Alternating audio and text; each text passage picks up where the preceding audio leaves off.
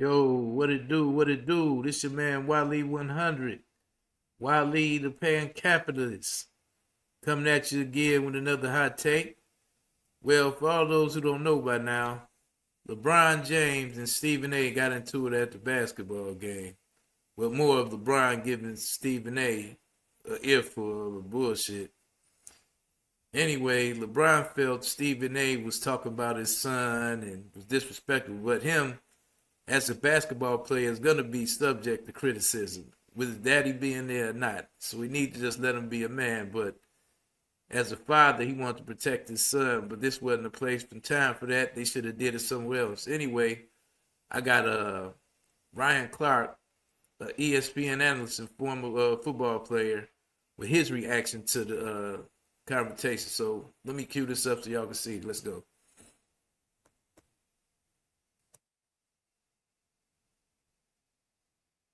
Professional athlete that's making millions of dollars a year that should not be making that. And that's my point. I have no personal problem with Bronny James, but his dad got him on a league and in a team that he should not be playing for, and I'm on Stephen A. side 100%. You guys are correct, man.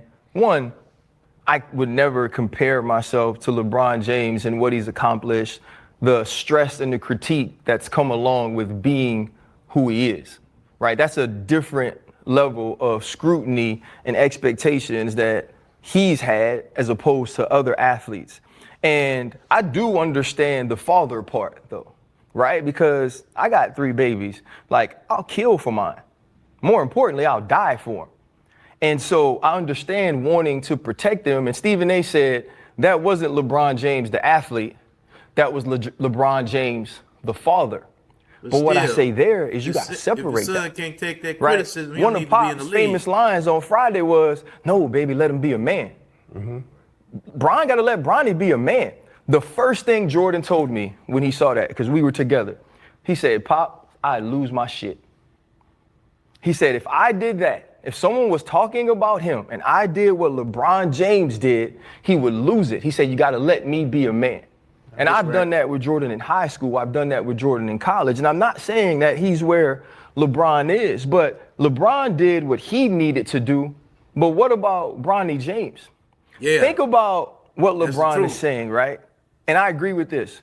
Bronny James, for a 55th overall pick, for a guy who's played well in the G League and been on the bench and got, some minutes in the NBA, he is more negatively critiqued and analyzed than any player who would be picked in that position that does the job the way that he does it.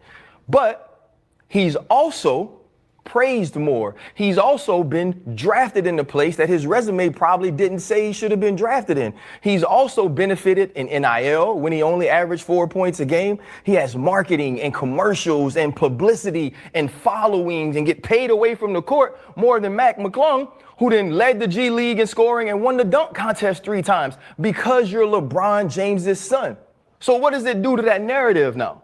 Right? How does LeBron running up on Stephen A help the narrative? It doesn't, because the narrative was he's there because of you.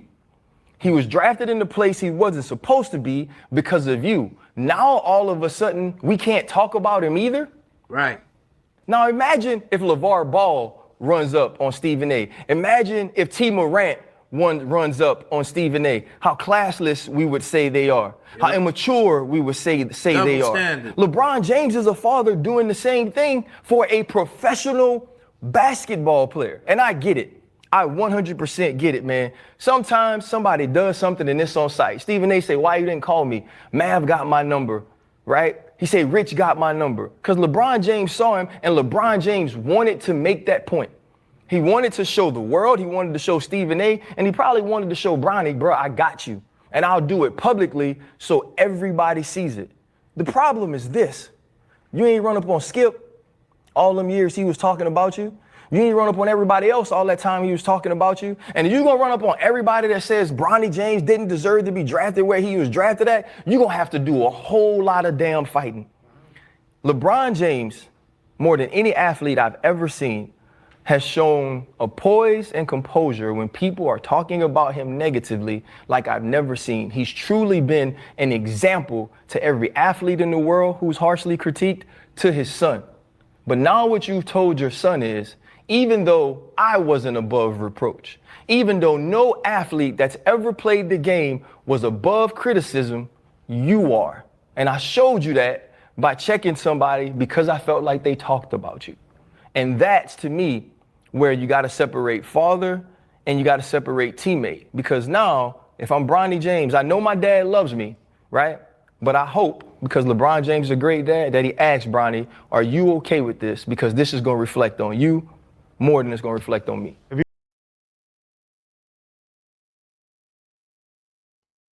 Yeah, how about that? Whoa, hold on.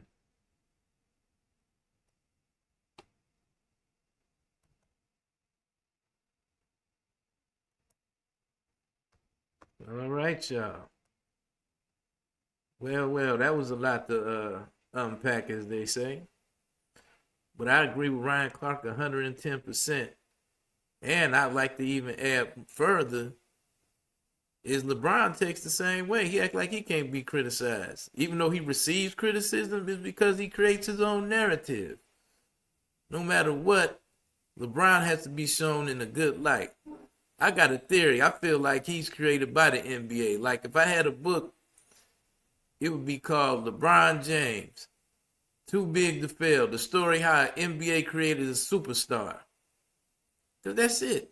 That's what it is with this cat, man. He controls every aspect of what the outcome is in his narrative spinning.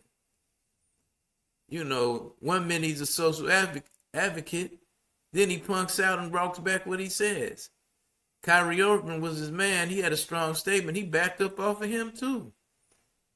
So I don't see how this cat is such a killer on the court, but then he takes a weak approach. He doesn't take that sniper type confidence and stuff like that. He's a great player, but he just don't have that killer in me. To me, something else. But anyway, this stuff with his son is beyond ridiculous, man. He got to cut the boy off the tip, man, and let him go and eat some meat, man. He at that age now, but he should keep him in the G League. Honestly, that's where he should be at, in the G League. That way he can develop and then come back and he'll be nice. But for right now, I think it's a little bit too much to unload for him to come to the league, especially with that target on his back. So, y'all, it's my reaction. Let me know what y'all think. Like, share, subscribe. You know what to do. Peace.